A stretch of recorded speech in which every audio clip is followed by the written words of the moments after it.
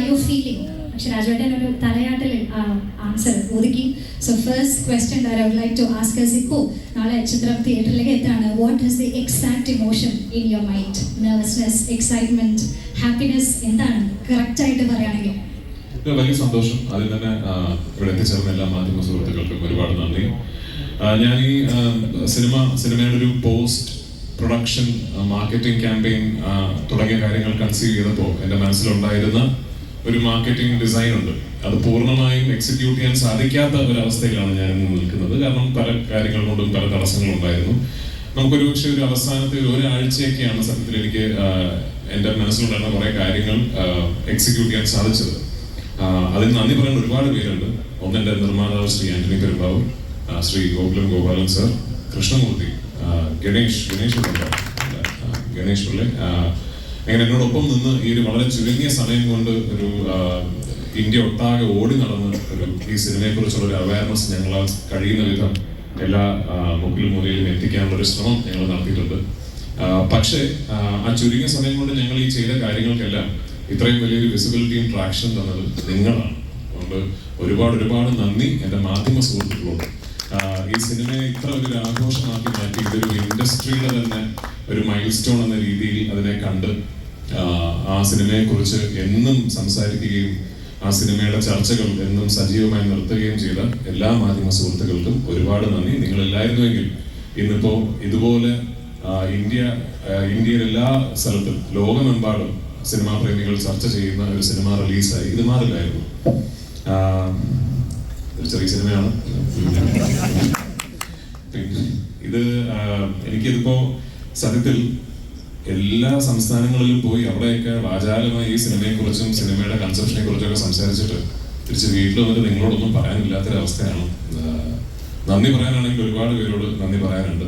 ഞാൻ വെറും എൻ്റെ 3ാമത്തെ സിനിമ മാത്രം ചെയ്ത് അതിന്റെ റിലീസ് കാത്തു നിൽക്കുന്ന, ഇപ്പോഴും നമ്മുടെ തലതൊട്ടപ്പന്മാരുടെ മുന്നിൽ ഒരു പുതിയ സംവിധായകനാണ്. ഇപ്പോഴും ഒരു മലയാള സിനിമയിലെ ഏറ്റവും ജൂനിയർ മോസ്റ്റ് ഡയറക്ടേഴ്സിൽ ഒരാളാണ് ഞാൻ. അങ്ങനെയുള്ള എനിക്ക് ഇതുപോലൊരു പ്രോജക്റ്റ് ലീഡ് ചെയ്യാൻ അല്ലെങ്കിൽ കൺസീവ് ചെയ്യാൻ ഒരു ഓപ്പർച്യൂണിറ്റി കിട്ടിയെന്ന് പറയുന്നത് തന്നെ ഏതോ മുജ്ജന്മ സുഹൃതം എന്നായിട്ട് ഞാൻ കരുതുന്നുള്ളൂ. അതിന് ഞാൻ ആദ്യം നന്ദി പറയേണ്ടത് മുരളി ഗോപിയോടാണ്. എൻ്റെ ബ്രദർ, എൻ്റെ റൈറ്റർ, ഞാൻ സംവിധായകനാകാൻ കാരണം ശ്രീ മുരളി ഗോപിയാണ്. അദ്ദേഹമാണ് എന്നോട് ഒരു കഥ പറഞ്ഞിട്ട് രാജു സംവിധാനം ചെയ്യുന്നു എന്ന് ചോദിക്കുന്നത്. ആ ചോദ്യത്തിലാണ് ലൂസിഫർ സംഭവിക്കുന്നത്.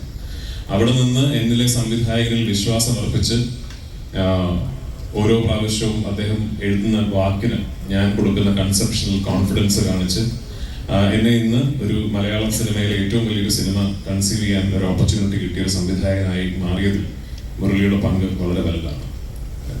2, ശ്രീ ആന്റണി പെരുമ്പാവൂർ. ഞാൻ ഇതിനു മുമ്പ് പറഞ്ഞിട്ടുണ്ട്, സിനിമയെക്കുറിച്ച് സ്വപ്നം കാണുമ്പോൾ എന്നോളം വട്ടുള്ള മറ്റൊരാളില്ല എന്ന കോൺഫിഡൻസ് ഉണ്ടായിരുന്നു എനിക്ക്. ആ കോൺഫിഡൻസ് തകർത്തുന്നത് ശ്രീ ആന്റണി പെരുമ്പാവൂരാണ്. എന്നേക്കാൾ വട്ടമാണ്.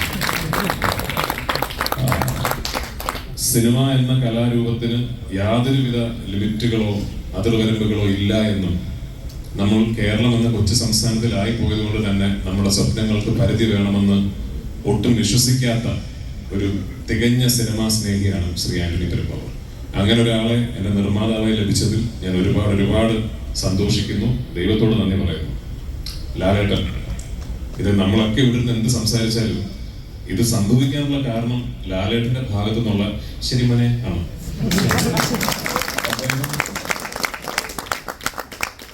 അദ്ദേഹം എൻ്റെ അടുത്ത് നമ്മൾ ഈ സിനിമ ചെയ്യുന്നു എന്ന് പറയുന്നിടത്താണ് ലൂസിഫർ സംഭവിക്കുന്നത്. ലൂസിഫറിന്റെ 2ാം ഭാഗം ആയ എമ്പുരാൻ മുരളിയും ഞാനും കൂടി കൺസീവ് ചെയ്തതിനു ശേഷം സത്യത്തിൽ ഞങ്ങൾ തമ്മിലുള്ള ആദ്യത്തെ ഡിസ്കഷൻ ഇത് നടക്കില്ല കേട്ടോ ആയിരുന്നു. കാരണം എനിക്ക് അപ്പോഴേ മനസ്സിലായി ഞാനത് ഒരുപാട് വലിയ രീതിയിൽ സ്വപ്നം കണ്ടുപോയി എന്ന് എനിക്ക് അപ്പോഴേ മനസ്സിലായി. അങ്ങനെ ഞാൻ ആക്ച്വലി വിളിച്ച് വലിയ ബിൽഡപ്പ് ആയിരുന്നു ലാലേട്ടനോടും ശ്രീ ആന്റണി പെരുമ്പാവൂരിനോടും. ഞാനൊരു സ്ക്രിപ്റ്റ് പറയാൻ വരുന്നുണ്ട്, അതൊന്ന് പ്രിപ്പയർഡ് ആകണം, നമ്മളൊന്ന് ഇരുന്ന് കേൾക്കണം എന്നൊക്കെ പറഞ്ഞ് ഞാൻ ദുബായിൽ ശ്രീ ആന്റണി പെരുമ്പാവൂരിന്റെ ഓഫീസിൽ പോയി അവിടെ വെച്ചിട്ടാണ് ലാലേട്ടനോട് സ്ക്രിപ്റ്റ് പറഞ്ഞ് കേൾപ്പിക്കുന്നത്. എൻ്റെ മനസ്സിൽ ഒരു 50% വിശ്വാസമേ ഉണ്ടായിരുന്നുള്ളൂ ഇത് ചിലപ്പോൾ ഇത് നടക്കുമെന്ന്. പക്ഷേ ഞാൻ ആ സ്ക്രിപ്റ്റ് മുഴുവൻ ഈ സിനിമയുടെ ഒരു എൻ്റെ കോർ ടെക്നീഷ്യൻസിന് പുറമെ, ടെക്നീഷ്യൻ ടീമുകൾക്ക് പുറമെ ഈ സിനിമയുടെ ഒരു മുഴുനീളം, എൻ്റെ നറേഷൻ വലിയ ദൈർഘ്യമുള്ളതാണ്. ഒരു 6 മണിക്കൂറോളത്തിലാണ് ഞാൻ സിനിമയുടെ കഥ പറയുന്നത്. ആ ഒരു 6 മണിക്കൂർ ദൈർഘ്യമുള്ള നറേഷൻ കേട്ട രണ്ട് വ്യക്തികൾ ലാലേട്ടനും ശ്രീ ആന്റണി പെരുമ്പാവൂരുമാണ്. അപ്പൊ ഞാൻ ആ ഫുൾ നറേഷൻ കഴിഞ്ഞപ്പോഴും ലാലേട്ടൻ ശരി മോനെ എന്നാണ് പറഞ്ഞത്. അപ്പൊ അവിടെയാണ് ഈ സിനിമ കാണാറുള്ളത്.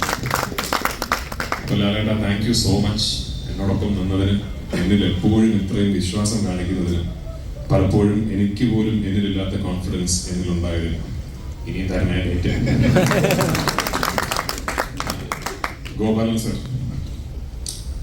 ഈ ഞാനങ്ങനെ വലിയ രീതിയിൽ നിമിത്തങ്ങൾ, കോയിൻസിഡൻസസ് എന്നൊക്കെ പറയുന്ന കാര്യത്തിൽ വലിയ രീതിയിൽ എന്നെ വിശ്വാസം വെച്ച് പുലർത്താത്ത ഒരാളാണ്. പക്ഷെ ലൈഫിൽ എന്തെങ്കിലും നിമിത്തവും കോയിൻസിഡൻസും ഇവൻച്വാലിറ്റി ആണ് എന്ന് തിരിച്ചറിഞ്ഞ ഒരു നിമിഷം ഉണ്ടായിരുന്നെങ്കിൽ അത് 10-12 ദിവസങ്ങൾക്ക് മുമ്പ് ഒരു ദിവസം പാതിരാത്രിയാണ്. ശ്രീ ആന്റണി പെരുമ്പാവൂരും ഞാനും ആദ്യം ഈ സിനിമയുടെ ഒരു സഹനിർമ്മാതാവായിട്ട് സമീപിക്കുന്ന ആൾ ശ്രീ ഗോപാലൻ സാറാണ്. 2-3 വർഷങ്ങൾക്ക് മുമ്പ്. അന്ന് പല കാരണങ്ങൾ കൊണ്ട് അത് നടന്നില്ല. പക്ഷെ അത് നടന്നില്ല എന്നുള്ളത് കൊണ്ട് അങ്ങനെ ഒരു തെറ്റിപ്പിരിയലൊന്നും ആയിരുന്നില്ല. സാറ് പറഞ്ഞ പോലെ അതിനുശേഷം എപ്പോൾ സാറിനെ വിളിച്ചാലും, നമ്മൾ യാദൃശ്ചികമായി സംസാരിക്കാൻ ഇടയായാലും, കൃഷ്ണമൂർത്തി എന്നെ കാണാനിടയായാലും, ഇങ്ങനെ പോകുന്ന ഷൂട്ടിംഗ് എന്തായി, എവിടം വരെ എത്തി എന്നുള്ള അന്വേഷണങ്ങൾ എപ്പോഴും സാറിന്റെ ഭാഗത്തു നിന്നുണ്ടായിരുന്നു. ഞാൻ നേരത്തെ പറഞ്ഞ പോലെ ഒരുപക്ഷെ നിമിത്തമായിരിക്കും കറങ്ങിത്തിരിഞ്ഞ് എത്രയോ വർഷങ്ങൾക്ക്, മാസങ്ങൾക്ക് ശേഷം ഇത് ഒരു ഗോകുലം ആശീർവാദ് സിനിമയായി തന്നെ സിനിമാ പ്രേമികൾക്ക് മുന്നിൽ എത്തണം എന്നുള്ളത് ഒരു നിമിത്തമായിരിക്കും. അപ്പൊ അതിന് ഒരു പ്രതിസന്ധി ഘട്ടത്തിൽ ഒരു ഫോൺ കോളിന്റെ അടിസ്ഥാനത്തിൽ സാർ ഇത്രയും വലിയൊരു തീരുമാനമെടുത്ത് ഈ സിനിമയിലും എന്നിലും ഈ ടീമിലും കാണിച്ച വിശ്വാസത്തിന് ഒരുപാട് നന്ദി. Thank you so much. ഞങ്ങളെല്ലാവരും കളക്റ്റീവായിട്ട് വലിയ രീതിയിൽ സ്വപ്നം കണ്ട ഒരു സിനിമയാണത്. ഇത് ഒരു ഇൻഡസ്ട്രിയുടെ പ്രതിനിധി, മഞ്ജു പറഞ്ഞ പോലെ ഒരു ഇൻഡസ്ട്രിയുടെ പ്രതിനിധി എന്ന നിലയ്ക്ക് എനിക്ക് തോന്നുന്നു ഒരു ഇൻഡസ്ട്രി ഒട്ടാകെ തന്നെ ഒരുപാട് സ്വപ്നങ്ങൾ ഒളിപ്പിച്ചു വെച്ചിരിക്കുന്ന ഒരു പ്രോജക്റ്റാണ്. നാളെ 27-ാം തീയതി ആ പ്രതീക്ഷകൾക്കൊത്ത് ഞങ്ങൾക്ക് ഉയരാൻ സാധിച്ച ഒരുപാട് പുതിയ വാതിലുകൾ, ഒരുപാട് പുതിയ വഴികൾ മലയാള സിനിമയ്ക്ക് മുമ്പ് തുറക്കപ്പെടാൻ സാധ്യതയുള്ള ഒരു സംഭവമായേക്കാം ഈ സിനിമയുടെ ഒരു വിജയം എന്ന് പറയുന്നത്. അപ്പൊ എനിക്ക് ഒരു പ്രാർത്ഥനയുള്ളൂ, അങ്ങനെ ഒരു വിജയം ഈ സിനിമയ്ക്ക് കിട്ടട്ടെ എന്നും ഈ സിനിമയുടെ വിജയത്തിൽ നിന്ന് ഇനി ഒരുപാട് സ്വപ്നം കാണാനും ഒരുപാട് വലിയ രീതിയിൽ സിനിമയെക്കുറിച്ച് ചിന്തിക്കാനും എന്നേക്കാൾ കഴിവുള്ള, എന്നേക്കാൾ അതിന് അർഹതയുള്ള എത്രയോ സംവിധായകർക്കും തിരക്കഥാകൃത്തുകൾക്കും കഴിയട്ടെ. അവർക്ക് അതിനുള്ള ധൈര്യം വരട്ടെ. അവർക്കും ഉണ്ടാകട്ടെ ഒരു ആന്റണി പെരുമ്പാവൂർ, ഒരു ഗോപാലൻ, ഒരു മോഹൻലാൽ.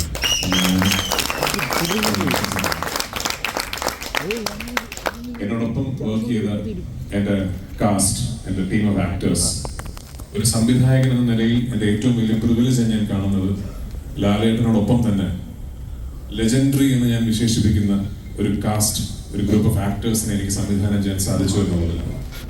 എൻ്റെ സിനിമകളിൽ ഞാൻ ഏറ്റവും കൂടുതൽ അഭിമാനിക്കുന്നത് വലിയ ഷോട്ടുകൾക്കോ വലിയ എക്സ്പ്ലോഷൻസിനോ ഹെലികോപ്റ്റർ പറക്കുന്നതിനോ ഒന്നുമല്ല.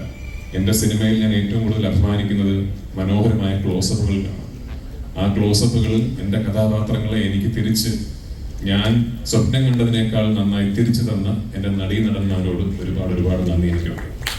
Last but not the least, എന്നോടൊപ്പം വർക്ക് ചെയ്ത എൻ്റെ ഗ്രൂപ്പ് ഓഫ് ടെക്നീഷ്യൻസ്. ഞാൻ ഈ സിനിമയുടെ ടീസർ ലോഞ്ചിൽ പറഞ്ഞാണ്, എന്നോടൊപ്പം വർക്ക് ചെയ്യുന്നത് ഒരു വേൾഡ് ക്ലാസ് ടീമാണ്. ലോകത്തിലെ ഏത് ഭാഗത്ത് പോയി ഏത് ഇൻഡസ്ട്രിയിൽ നിന്നുകൊണ്ട് എത്ര വലിയ സിനിമയും കൺസീവ് ചെയ്യാൻ മാത്രം സ്കില്ലും കഴിവും ടെമ്പർമെന്റും ഉള്ള ഒരു ടീം എന്നോടൊപ്പം ഉണ്ട്.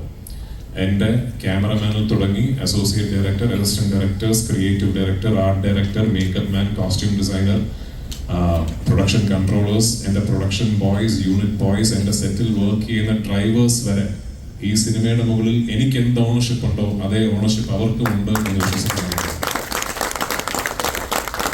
എന്നോടൊപ്പം നിന്നതിന്, എൻ്റെ സിനിമയെ ഞാൻ സ്നേഹിച്ച പോലെ സ്നേഹിച്ചതിന്, ഈ സ്വപ്നം എന്നോടൊപ്പം കണ്ടതിന് നിങ്ങൾക്ക് എല്ലാവർക്കും ഒരു വലിയ നന്ദി. നാളെ ഞങ്ങളുടെ ഈ വലിയ എഫേർട്ടിനെ ഇരുകൈ നീട്ടി സ്വീകരിക്കണമെന്നും നിങ്ങളുടെ എല്ലാവരുടെയും പ്രോത്സാഹനവും അനുഗ്രഹവും ഈ സിനിമയ്ക്കൊപ്പം ഉണ്ടാകണമെന്നും വിനീതമായി അഭ്യർത്ഥിച്ചുകൊണ്ട് എൻ്റെ വാക്കുകൾ ഞാൻ ഉപസംഹരിക്കുന്നു. കുറെ കഴിഞ്ഞ മാസങ്ങളായിട്ട് നമ്മൾ കാണുന്നതും അതാണ്. ആൻഡ് 10-16 വർഷം മുന്നേ മലയാള സിനിമയുടെ ബ്രാൻഡ് അംബാസിഡർ ആകണമെന്ന് പറഞ്ഞ വീഡിയോ ഇപ്പൊ നമ്മൾ എല്ലാവരും കണ്ടുകൊണ്ടിരിക്കുകയാണ്. And you are that really now. എന്ത് ചോദിച്ചാലും മാസ് റിപ്ലൈ മാത്രം തരുന്ന രാജവേട്ടനോട് ഇപ്പോൾ ഞാൻ ചോദിക്കുകയാണ്, how would you like to introduce yourself. Maybe രാജുവേട്ടൻ ഒരു സ്ഥലത്തേക്ക് എൻട്രി ചെയ്യുമ്പോൾ ഇത് കേൾക്കാൻ ആഗ്രഹിക്കുന്നു എന്ന് പറയുകയാണെങ്കിൽ ഒരു മാസ് റിപ്ലൈ പ്രതീക്ഷിച്ചുകൊണ്ട് ഞാൻ ചോദിക്കുകയാണ്, how would you like to introduce yourself? രാജുവേട്ടൻ എങ്ങനെയായിരിക്കും രാജുവേട്ടനെ ഇൻട്രൊഡ്യൂസ് ചെയ്യുന്നത്? 16 വർഷങ്ങൾക്ക് മുമ്പ് ഞാൻ കണ്ട സ്വപ്നത്തിലേക്ക് ഞാൻ എത്തി എന്ന് നിങ്ങളോട് ആര് പറഞ്ഞു?